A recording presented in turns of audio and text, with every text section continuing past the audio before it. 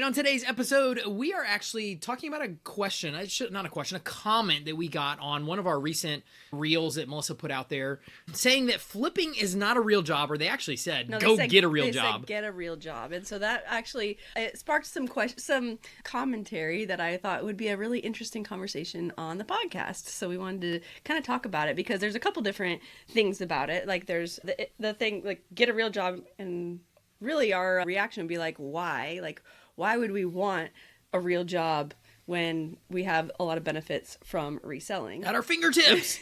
Absolutely. So that's why we decided that we wanted to kind of take it over, talk about it on the podcast, because I'll be honest with you, excuse me, before 10 years ago, I didn't think flipping was a real job. I didn't think it was a career choice. I didn't think it was something you could actually say, I'm a flipper. I didn't think that was possible. And I had done it 2 decades prior to us going full-time 10 years ago. And I never really had it as a full-time job. I always had something else supplementing my income. I was always flipping on the side, but I was still working something or doing something or starting a different type of business because I never thought that this was actually a viable real job.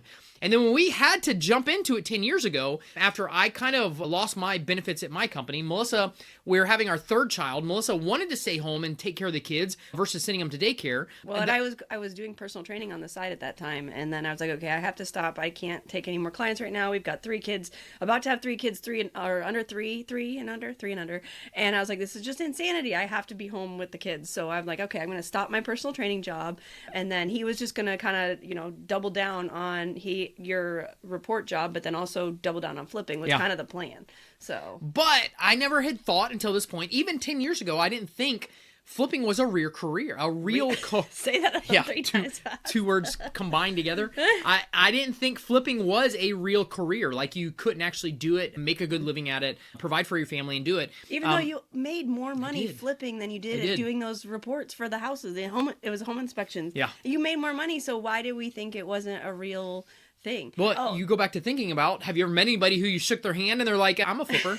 No, you haven't. That's not something that actually happens. That's not something that I've ever ran into anybody who's like a full-time flipper or anything like that. So that's one of those things that's probably the stigma that it had, that I never thought it could be a full-time gig. Yeah, that's interesting. So, and I mean, you started to probably see YouTubers and stuff. I feel like that's when it got big, when more people were on YouTube. Or when you heard about it being more of a thing, because it was always just something that you did as extra money. Yeah. So on the side.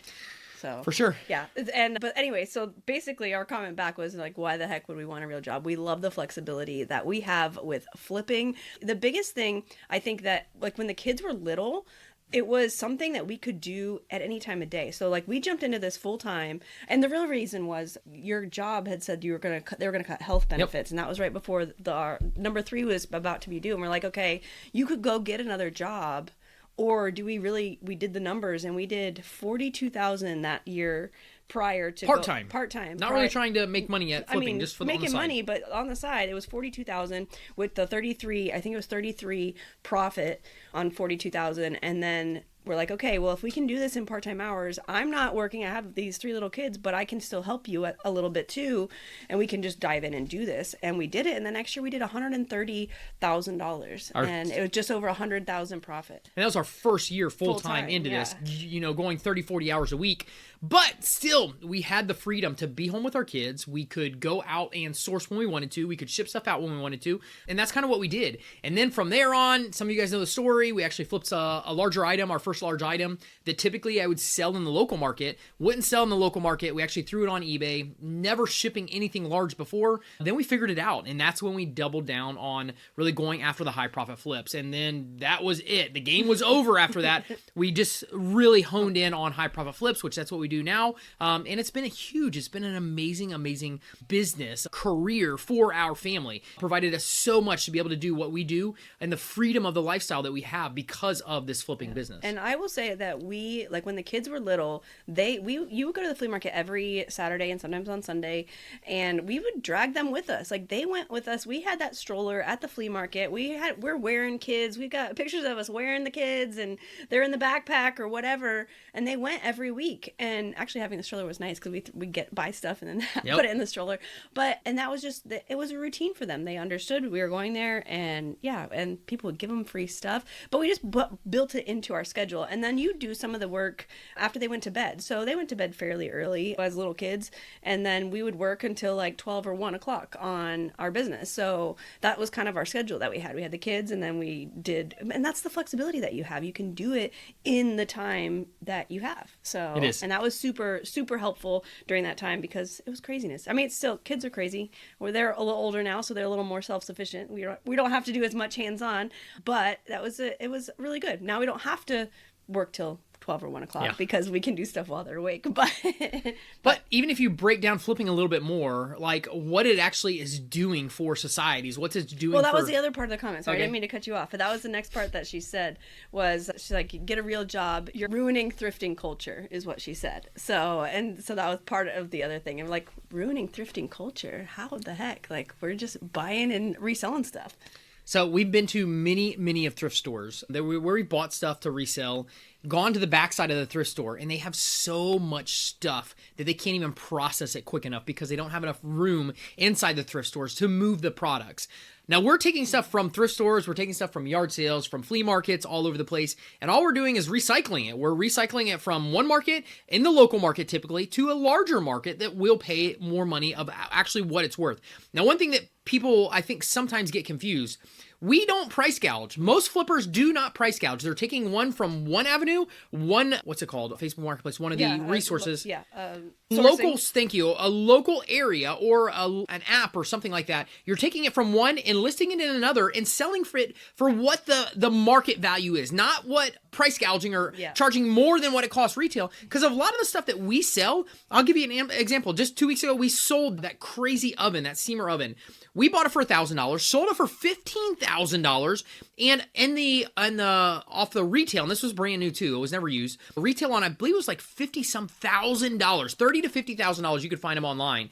But that's what we're doing. We didn't charge somebody $70,000 for it because it would have never sold. We charged them, and typically I went off the lowest retail that I could find at $30,000, and I charged half of that, and we charged $15,000 for it. But that's kind of giving people a great deal, taking it from a market that it won't really sell what it's worth in, and then bringing it to a bigger market, which is eBay, what it will absolutely sell in. So that's the cool thing about what we do. I don't feel like we're hurting. Only thing we're doing is helping everybody. I think people see, like, they'll see people out and they're like, oh, resellers are buying all the good stuff, but they don't realize, like, a lot of people don't realize is that there are so many things out, like so many deals. There's no shortage of items to buy. Like, and we don't do clothes really, but like people get upset about people thrifting clothes, but you don't understand how many textiles we send overseas because it's a huge problem. We send them overseas. It's like, oh, here's our donations. No, like it's a problem for these other countries that we're sending them overseas. But we don't even do clothes. But there's still so many clothes that get thrown away. And even just today,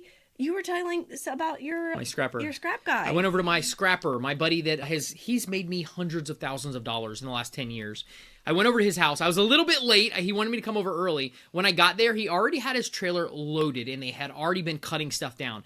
Commercial appliances that he got from a kitchen that went out of business. And his model is to get his money as quick as possible. He was going to let me look at what he had before he started cutting it apart and throwing it on the trailer. I was late, so he stacked up this trailer with appliances that probably there's nothing wrong with, and he took them to the scrapyard so they could recycle them at that scrapyard. That happens every day, every single scrapyard. Almost every single town in the country, stuff like that is happening every single day. But then you also think about like where we're buying items as well on Facebook Marketplace. I'll find an item on Facebook Marketplace that started out at $2,000. They couldn't sell it, so they slashed it down to $1,000. They still couldn't sell it. And a couple months later, I see it for $200. I'll go in and buy it, and then I'll turn around and put it on a different market, which is eBay, and I'll sell it for $2,000, what it's actually worth on the retail or on the resale market. So what we're doing is really helping in a synergistic way of the community of everything. We're actually, in the grand scheme of things, we're keeping stuff out of the landfills. Now, when you think about scrappers, they're recycling stuff, so it's getting melted down. But some of these items are perfectly good. There's nothing wrong with them. They can still be used and sold at a cheaper market price than having to go out and buy a brand new one. So, and everything that we do, we are pretty much trying to recycle and make this planet better with what we're doing and make money at the same time for our travels and what we're doing, what we're finding. Yeah, and make some good money for sure. Absolutely. And I think if anybody's listening to this podcast podcast. They're not really even like they understand, they get it. Like, but that is an issue that we see on social media a lot. So people comment that stuff, which is kind of funny. But also back to the one other thing I wanted to talk about as far as it being, a real job is like you're unemployable now. At this point, you could not be employed by anybody. And like even when we worked together, that's something we had to learn. Like he's like, I don't have a boss for a reason. You can't tell me what we got to do. Like he's good with scheduling and stuff. But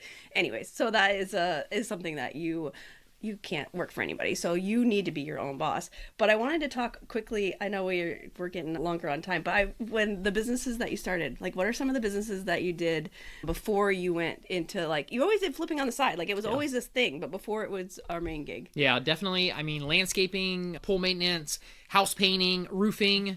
I even tried to start a parasail business. I grew up on a lake and wanted to do a parasail business. That's what I wanted to talk about. Yeah, of course. That one went south quickly, so we actually did not take off with that one. No, you did take off with it. And then so he bought this parasail. I think we've told this on here before, but he bought this parasail from the flea market or from a yard sale. From a yard sale, and decided to try it out with his friends. Luckily, you were wearing a life jacket, so you tried it out, but you did it backwards, right? And you ended up going up backwards? Parasails are only made to catch the wind and go up one way, which we did not know that. So we actually didn't have the rope. We bought the parasail. We bought a rope from Home Depot, 500-foot rope. We bought clamps to clamp it to the parasail, clamp it to the boat, which a big mistake. We should have had better clamps, but I probably bought the clamps that were on sale, the cheapest clamps I could. This was back 20 years ago. Yeah. So we did it. I was running down the hill to go up in the air. My buddy was pulling the boat. The parasail wasn't lifting. All of a sudden, this gust of wind came, pushed me over and spun the parasail over the right way, which was me going backwards, and it shot me up in the air backwards.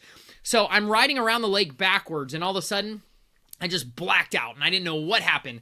Come to find out, the clasp on the back of the boat came unsnapped from the hook, right? The tow hook that was pulling us, and bounced. It was like almost like a bungee cord. Bounced up and hit me in the back of the head. Because you're riding like this. Riding backwards, gashed open my head. It was bleeding, but it knocked me out. I drifted down to the ground just like a parachute, down to the lake, and my buddy came over. They picked me up and got me to the boat. I woke up, and yeah, it was an experience, a crazy experience from a parasail that we bought from a yard sale, and we wanted to start the business off of that. But anyways, X day on that. That was the last time I rode the parasail. Still have the parasail to this day, but Melissa says I can't ride it. We saw it the other day. You grabbed it out of something. I can't remember. It's in my garage. I still have the parasail to this day. So no, we're not using it. Crazy story. But all that being said is, yes, we have tried to start, and I probably could name off another 20 businesses throughout the last 30 years that I tried to start, which none of them really took off, which is okay. But once we really came in and took off with this flipping, because it is absolutely a career, it's a profession. Once we started doing it, yeah, it's been amazing. It's been amazing for our family. It's been amazing for our finances, what we've been able to do, and pretty much just all around. It's an amazing gig. Yeah, and your schedule. I mean, that's a big one I think we talked about too. And I also wanted to just point out as we end is that, like, people like is it a real job? Well, you can get paid real money. Like, it is real money. Just this week, I saw in our members group, Hernan had done his first $1,000 sale, and he just joined us, like, I think it was 5 weeks before. Like, in 5 weeks, he did his first big sale. Like, we love the big flips. Like, that's kind of our jam. So we get excited when anybody makes any money, but, when you can make those big high-dollar flips, it's really cool. That's actually our first award in our community, is $1,000. It is. Which is insane. In one single flip, $1,000, and you hit the first $1,000 flip, which is insane. And Jenny and Teal had 2 really good flips yesterday. They posted $750 and $2,150 on some jewelry that he got. So that's what gets us excited. Not only our flips, but helping other people do the same exact thing, which is really cool. But absolutely, this is a real profession, a real career. If you are stuck say that one more time fast. Yeah, stuck in a dead-end job and you're trying to figure this out, this is by far one of the funnest, best things you can ever do, is jumping into the flipping profession. It's just so amazing to be able to do it. Yeah, you love it. You'll never stop. And if it's something that you would like to learn more about our business model, you can check out our free workshop. We'll put the link in the show notes below. We would love to see you in our community. We have a blast, and get flipping. Let's get making some money. You're amazing. Thanks for spending some time with us, and we'll see you on the next episode.